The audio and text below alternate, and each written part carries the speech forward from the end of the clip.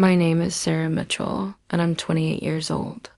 For most of my life, I've carried a secret so heavy it feels like it might crush my chest every time I breathe. Everyone who knew my parents called them saints. They donated to charities, volunteered at homeless shelters, and never missed a Sunday service at our local church. My mother, Elizabeth, was the kind of woman who baked cookies for new neighbors and organized fundraisers for families in need. My father, Robert, coached Little League baseball for free and spent his weekends building wheelchair ramps for disabled veterans. The entire town of Millbrook saw them as pillars of the community, paragons of virtue who had raised their daughter with love and dedication. If only they knew what happened behind our pristine white picket fence, behind the mahogany doors of our beautiful colonial home on Maple Street. The truth is, my parents were monsters wearing angel masks, and I was their perfectly trained performance. Peace. Every smile I gave in public, every polite response to their friends' compliments about what wonderful parents I had. Every time I stood between them at community events, looking like the picture of a happy family, it was all an elaborate lie that I was forced to maintain from the moment I could speak. The real Robert and Elizabeth Mitchell emerged only when the curtains were drawn and the outside world couldn't see.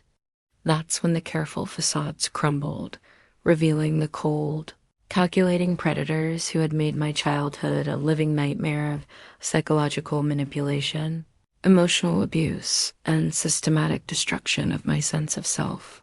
They never hit me. That would leave marks, and marks might make people ask questions.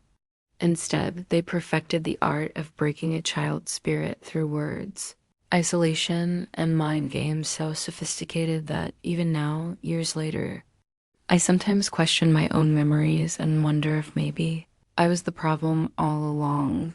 The abuse started subtly when I was around 5 years old.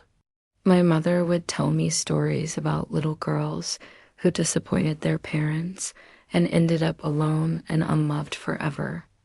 She'd describe in vivid detail how these children grew up to be failures, how they died lonely and forgotten because they hadn't been good enough for their families. At first, I thought these were just cautionary tales, but gradually I realized she was conditioning me to believe that my worth as a human being depended entirely on their approval. My father's approach was different, but equally devastating. He would give me impossible tasks and then rage at me for failing, his voice never rising above a whisper, but carrying such venom that I'd shake uncontrollably. He'd make me stand in the corner for hours, not as punishment for any specific transgression, but simply to remind me that I existed at his pleasure.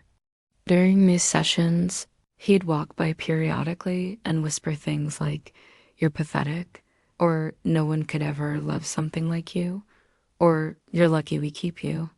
The worst part wasn't the cruelty itself, it was how seamlessly they transitioned between their public and private personas.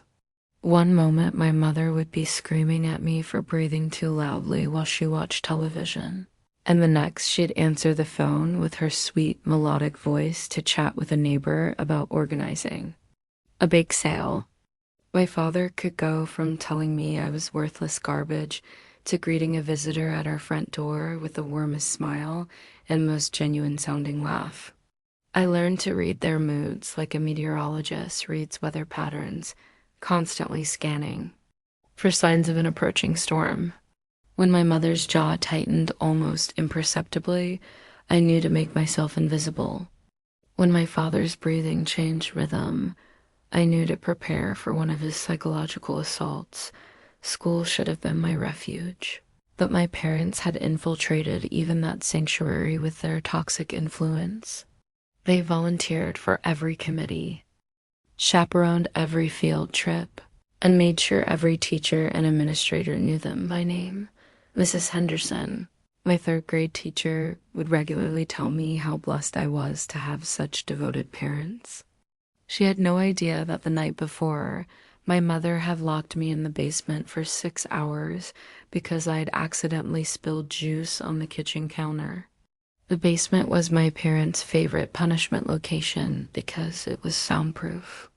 They'd had it specially insulated when they renovated the house. Down there in the darkness, surrounded by the smell of mildew and the sound of the old furnace, I'd curl up on the cold concrete floor and try to disappear into my own mind. Sometimes I'd pretend I was someone else entirely, a girl with kind. Parents who tucked her into bed with gentle kisses and bedtime stories.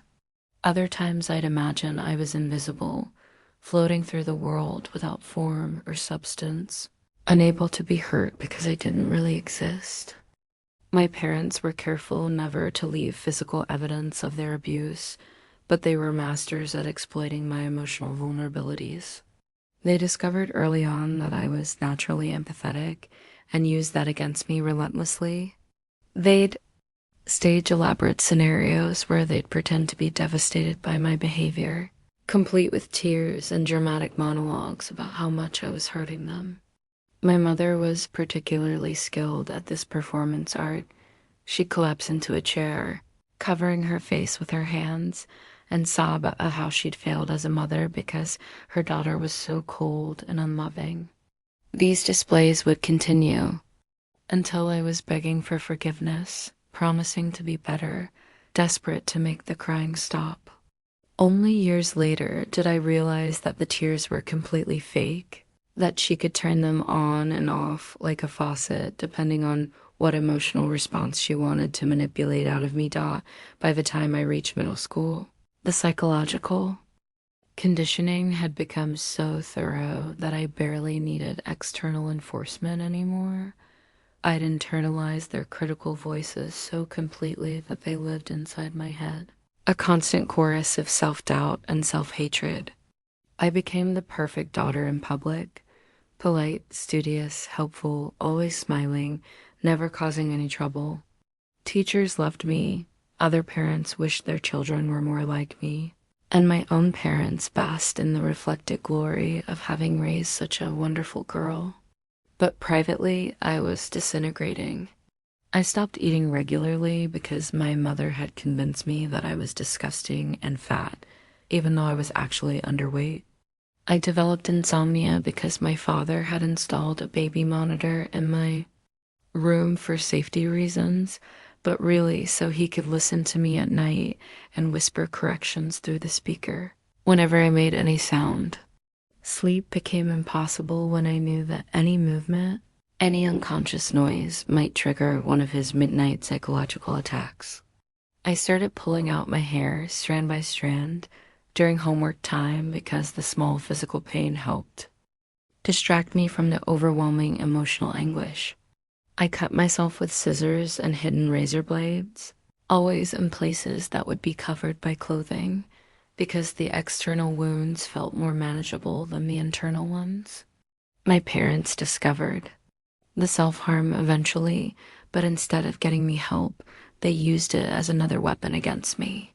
They told me I was crazy, that I was dangerous, that if anyone found out about my mental problems, I'd be taken away and locked up in an institution where I'd be even more miserable than I was at home. They convinced me that my self-destructive behaviors were proof that I was fundamentally broken, that normal people didn't hurt themselves, and that I should be grateful they were willing to keep such a damaged child in their home.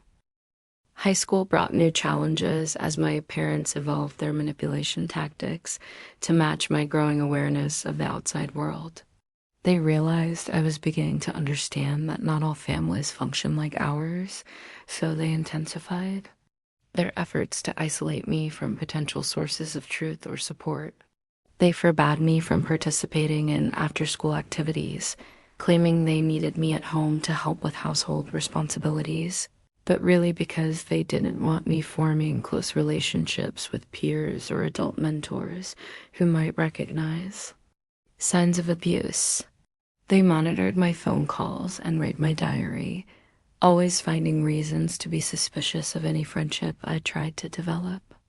When I got close to my chemistry lab partner, Jenny, My mother started a whisper campaign at school suggesting that Jenny's family had financial problems and that I should be careful about associating with that type of person. When my English teacher, Mr. Rodriguez, took an interest in my writing and suggested I submit some poems to a literary magazine, my father convinced the principal that Mr. Rodriguez was being inappropriately personal with female students. The accusations were completely baseless, but they were enough to get Mr. Rodriguez transferred to another school and to ensure that no other teacher would risk showing me special attention. My parents were surgical in their destruction of my support systems, always making their sabotage look like concerned parenting or community-minded citizenship. They volunteered to chaperone school dances specifically so they could monitor my interactions with boys, not because they were protective in a normal parental way, but because they couldn't stand the thought of me forming any relationship that might challenge their absolute control over my emotional world. When I expressed interest in applying to colleges far from home, they launched a campaign of psychological warfare designed to convince me that I wasn't smart enough, capable enough, or worthy enough to succeed away from their guidance and support. The summer before my senior year, something inside me finally began to crack open, not break down, but crack open like an egg releasing something that had been growing in darkness. I started reading psychology books I borrowed from the library, hiding them behind textbooks when I studied at home. For the first time, I encountered words like gaslighting, emotional abuse, and narcissistic parents. Reading those clinical descriptions felt like looking into a mirror after spending 18 years thinking I was a ghost.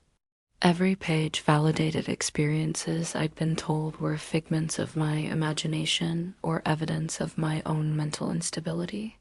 I learned that children who grow up in emotionally abusive homes often develop something called complex trauma, that the symptoms I'd been experiencing, that insomnia, the self-harm, the crushing anxiety, the inability to trust my own perceptions, weren't signs that I was crazy, but rather normal responses to abnormal circumstances.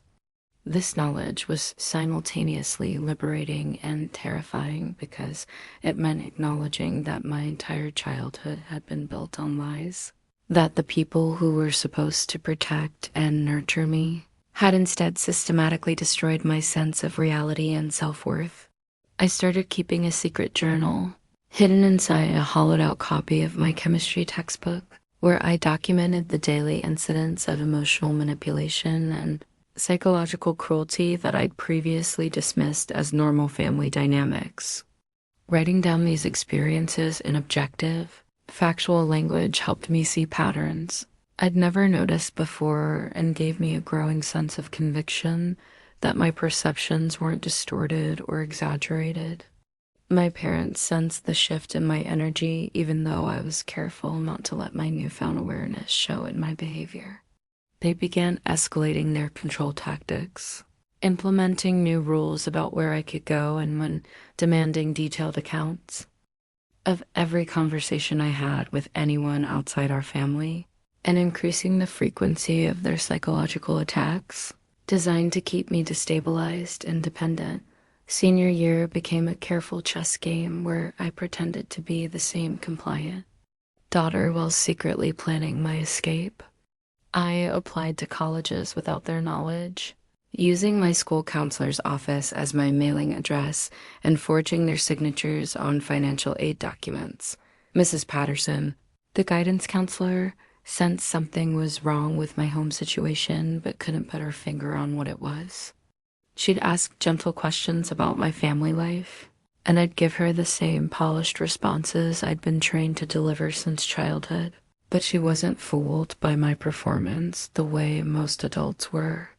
She started creating opportunities for me to spend time in her office, offering to help me with scholarship applications and college essays. And gradually, I began to trust her with small pieces of my truth. I never told her the full extent of what I was experiencing at home, but I shared enough for her to understand that my parents' public reputation didn't match their private reality. Mrs. Patterson helped me apply for scholarships I'd never heard of, connected me with programs for first-generation college students, and even arranged for me to take the SATs without my parents' knowledge by paying the fee herself and claiming it was covered by a school fund. Meanwhile, at home, my parents were becoming increasingly paranoid about losing control of their prized possession. They'd built their entire social identity around being the perfect parents of the perfect daughter, and they could sense that their carefully constructed narrative was threatening to unravel. They started monitoring me even more closely, checking my backpack and pockets when I came home from school, timing my trips to the bathroom, and demanding explanations for any change in my routine or demeanor. The psychological pressure became so intense that I started having panic attacks, but I learned to hide them by locking myself in bathroom stalls at school and focusing on breathing exercises I'd found described in one of my hidden psychology books. The night I received my acceptance letter to Northwestern University with a full scholarship was the night everything changed forever. I'd been accepted to several schools, but Northwestern was far enough from home to give me real freedom, while being prestigious enough that even my parents couldn't dismiss it as a poor choice. I'd hidden all my acceptance letters in my chemistry textbook journal, planning to reveal them strategically once I'd figured out how to handle my parents' inevitable rage. But that night, my mother decided to clean my room while I was at the library, and she discovered my hiding place. When I came home, both parents were waiting in the living room with all my secret documents spread across the coffee table like evidence in a criminal trial. The mask of civilized parenting finally fell away completely, and for the first time in my life, I saw them as they truly were without any pretense or performance.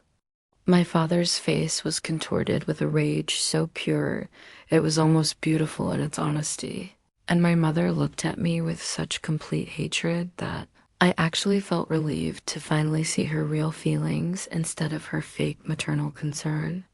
They screamed at me for hours, calling me ungrateful, manipulative, and deceitful.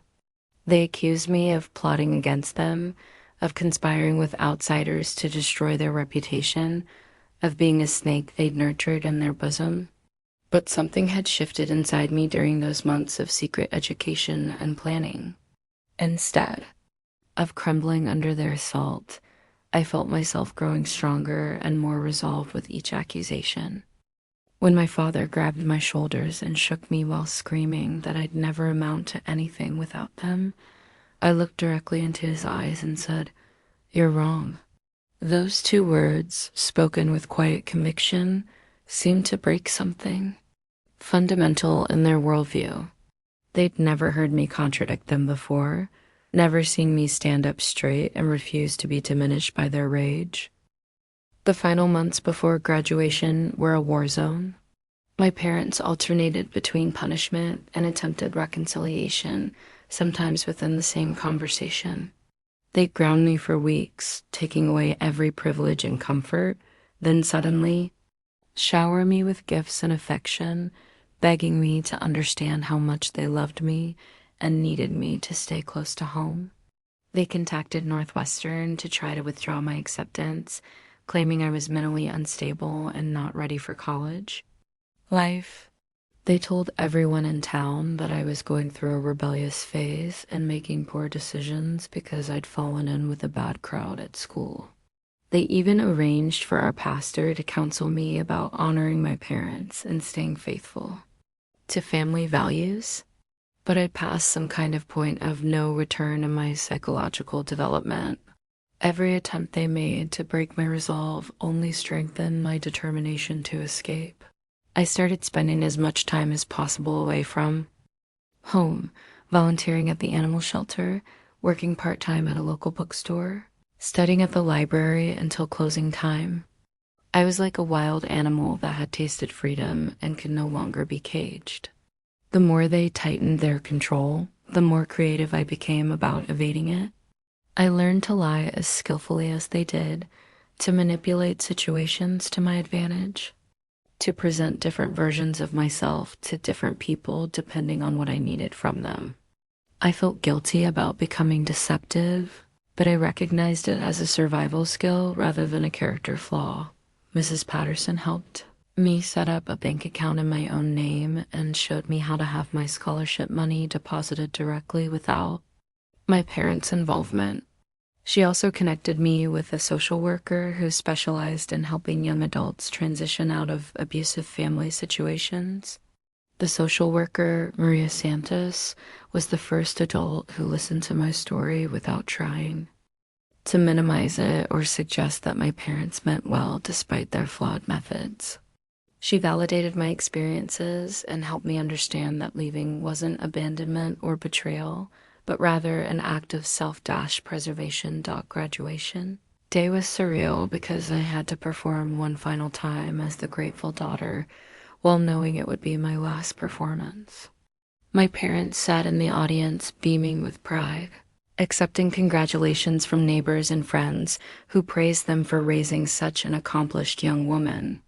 I gave the valedictorian speech I'd written about family, community, and the importance of staying true to your values, every word carefully chosen to sound loving and appreciative, while saying absolutely nothing meaningful about my actual relationship with my parents.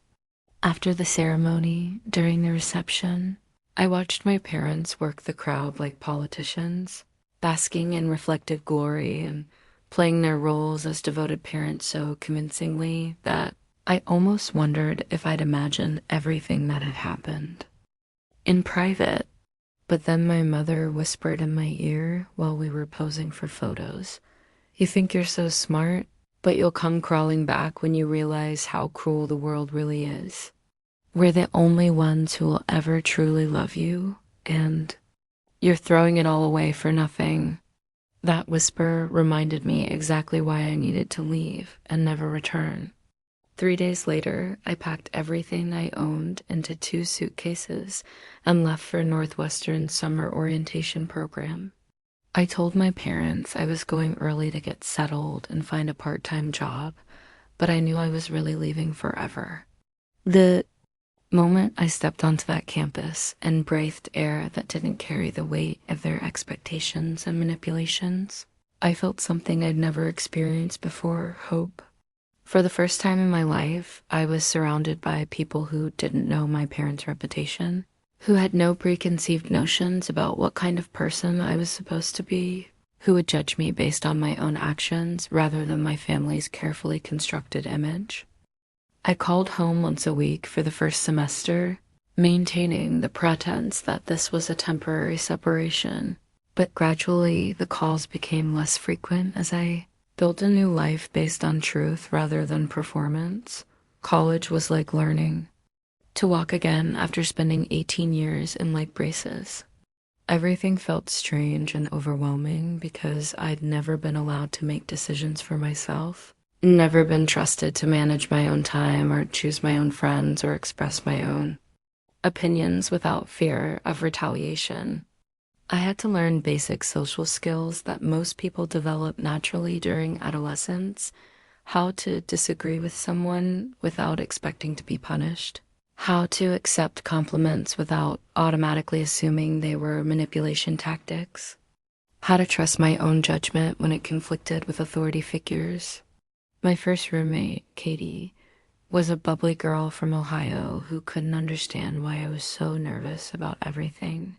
She'd invite me to parties and I'd panic, imagining all the ways my parents would punish me if they found out I was socializing unsupervised. She'd suggest we order pizza at midnight and I'd worry about breaking rules that didn't actually exist in my new environment. Gradually, with Katie's patient friendship and the help of a therapist at the student counseling center, I began to understand how thoroughly my parents had distorted my understanding of normal human relationships. Dr. Williams, my therapist, helped me recognize that love doesn't require fear, that healthy families don't operate through intimidation and control, and that my desire for independence wasn't selfish or ungrateful, but rather a natural part of growing up. She taught me that I didn't have to earn the right to exist, that my worth as a person wasn't dependent on other people's approval, and that I was allowed to have boundaries even with family members. These concepts were revolutionary to someone who'd been raised to believe that any assertion of individual identity was a betrayal of family loyalty. I started taking classes in psychology and social work, partly because I wanted to understand my own experiences better, and partly because I hoped to help other people who'd grown up in similar situations. Asterisk, by my sophomore year, I'd stopped calling home entirely. My parents left dozens of voicemails alternating between fury and grief, sometimes within the same message. They threatened to cut off financial support that they'd never actually provided, promised to change if I'd just come home for Christmas, and eventually resorted to having relatives and family friends call to guilt me into contact. They told everyone that I'd been brainwashed by liberal professors and fallen in with a bad crowd that had turned me against my loving family. Some people believed them, but others began asking questions about why such a devoted daughter would suddenly cut all ties with parents who were supposedly so wonderful. Mrs. Patterson called me once to say that people in town were starting to talk, that my parents' perfect reputation was beginning to show cracks as more people wondered what had really happened to make me disappear so completely. I felt a mixture of vindication and sadness, hearing that their carefully constructed facade was finally crumbling.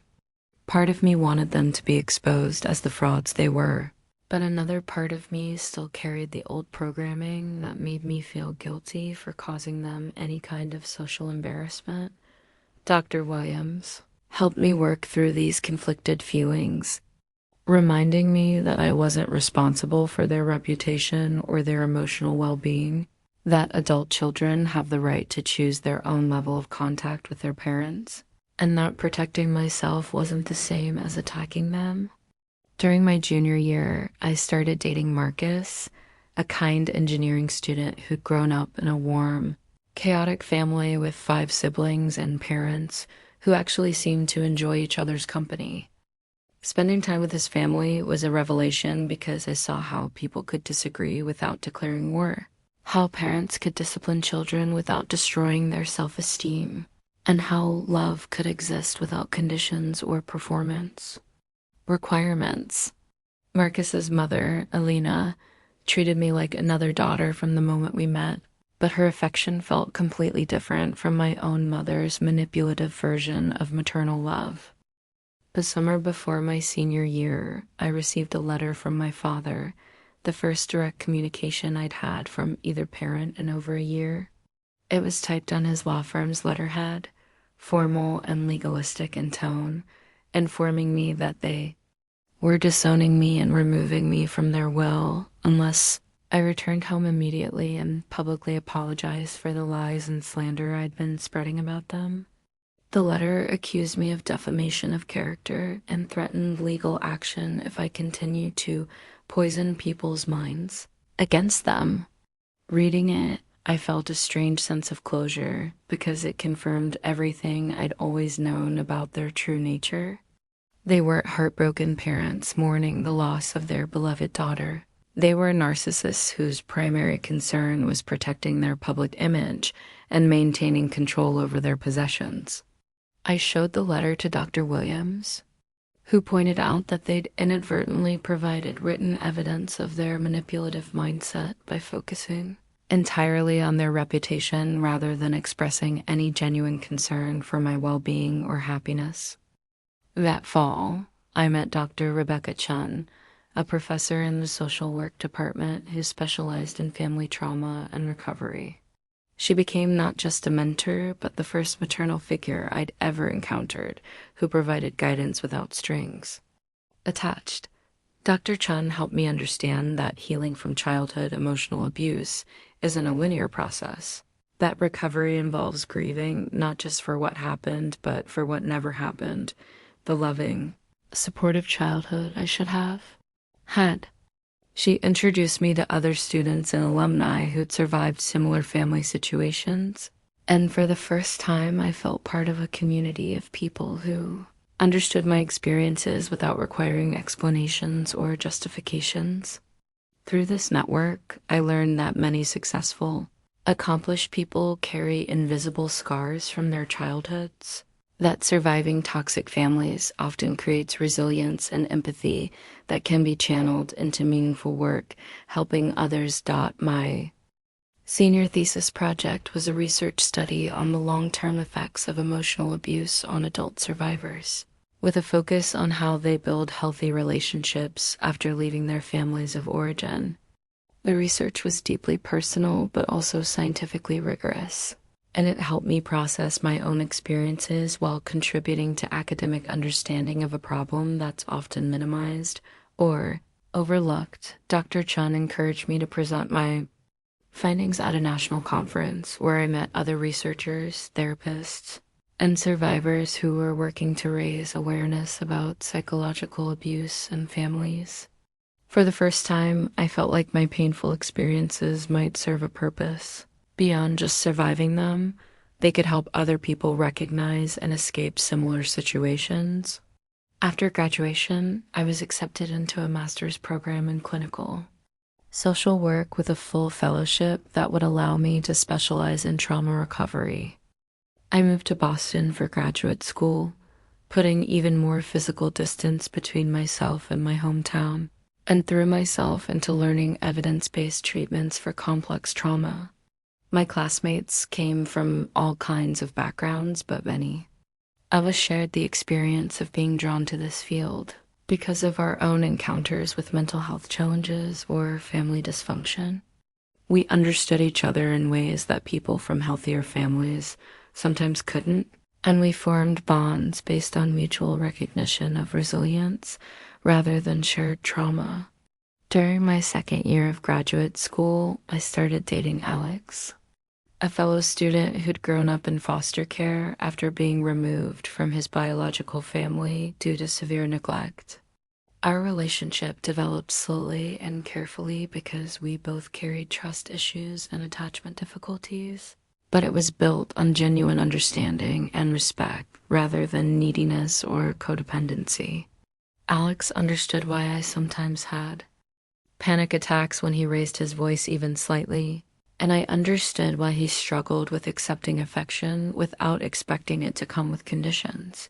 3 years ago, I received a phone call from Mrs. Patterson telling me that my mother had been diagnosed with early onset dementia, and my father was struggling to care for her while maintaining his law practice. She said that several people in town had suggested they reach out to me, that perhaps this crisis might provide an opportunity for reconciliation. For a moment, I felt the old programming kick in, the voice that said, "Get daughters. Take care of their aging parents regardless of past conflicts." That forgiveness was virtuous and holding grudges was petty. But then I remembered everything I'd learned about healthy boundaries and the difference between forgiveness and reconciliation. I could forgive my parents for my own peace of mind without subjecting myself to further manipulation or abuse. I sent Mrs. Patterson a brief message explaining that I hope my mother received good medical care, but that I wouldn't be returning home or resuming contact with my father. Some people in town were shocked by what they saw as my coldness, but others began sharing their own stories about troubling interactions they'd had with my parents over the years, small incidents they'd dismissed at the time, but that took on new meaning in light of my absence. Last month, I defended my doctoral dissertation on intergenerational trauma and family systems therapy. My committee was impressed by the depth of my research and the innovative treatment approaches I developed for working with adult survivors of childhood emotional abuse. Dr. Chun cried during my defense, not because the content was sad, but because she was proud how I transformed my pain into purpose. Alex was there, along with several friends from graduate school and my mentor from the clinic where I'd been doing my internship. looking around that room at people who'd chosen to support me based on who I'd become rather than the family I'd been born into. I felt something I'd never expected to experience: genuine pride in my own accomplishments and deep gratitude for the community I'd built.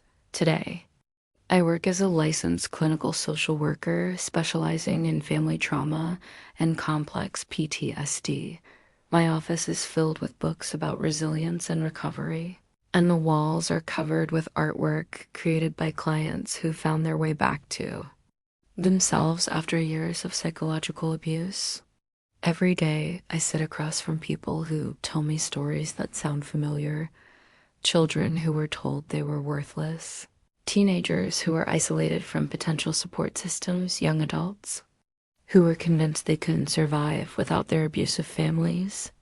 I listen to their pain and witness their courage, and I help them understand that healing is possible even when the wounds are invisible and the damage seems irreparable. Some days are harder than others, especially when I work with clients whose experiences mirror my own so closely that I have to work extra hard to maintain professional boundaries. But every breakthrough, every moment when a client realizes they deserve love and respect, every time someone finds the strength to leave a toxic situation, reminds me why I chose this path. Alex and I got married 2 years ago at a small ceremony, attended by our chosen family, friends, mentors, and colleagues who've supported us through our healing journeys. We're talking about having children someday, which feels both terrifying and wonderful, because we'll have to break cycles that have probably existed in our families for generations. But we're doing the work to understand our own triggers and patterns, and we're committed to creating the kind of loving, secure home that neither of us experienced as children. Sometimes people ask me if I ever regret cutting contact with my parents, if I wonder what might have happened if I'd tried harder to work things out. The truth is, I don't spend much time thinking about them anymore. They were the first chapter of my story, but they don't get to write the ending. I've built a life based on authenticity rather than performance, surrounded by people who love me for who I am rather than what I can do for them. That's not something everyone praised my parents could ever understand, but it's the truth that finally set me free.